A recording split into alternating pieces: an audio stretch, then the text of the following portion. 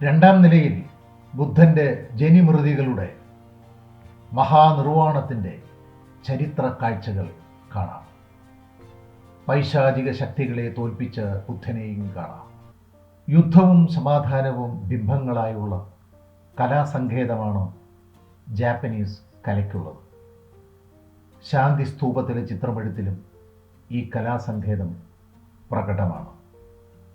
സമാധാനത്തിൻ്റെ ദൈവദൂതനായ അശോക മഹാരാജാവിൻ്റെ ആശയ സാന്നിധ്യം കൊണ്ട് ധന്യമാണ് ഈ ശില്പം. എന്നാൽ ഈ ശില്പത്തിൻ്റെ ആധുനികാഖ്യാനം നടത്തിയത് 1914 ജാപ്പനീസ് ബുദ്ധഭിക്ഷുവായ നിഷിദാത്സു ഫ്യൂജിയാണ്. അങ്ങനെയാണ് സമാധാനത്തിൻ്റെ ഈ സാർവലൗകിക ശില്പം ചാങ്സ്പയിൽ ജനിക്കുന്നത്.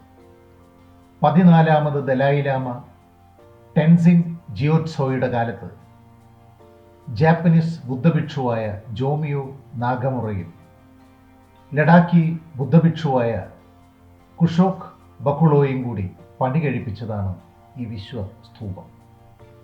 ചുരുക്കി പറഞ്ഞാൽ ബുദ്ധചരിത്രം കൊത്തിവെച്ച ഒരു ഭീമൻ ധ്യാനശില്പമാണ് ഈ സ്തൂപമെന്ന് ഉറക്കെ പ്രഖ്യാപിക്കേണ്ടി വരും നമുക്ക്.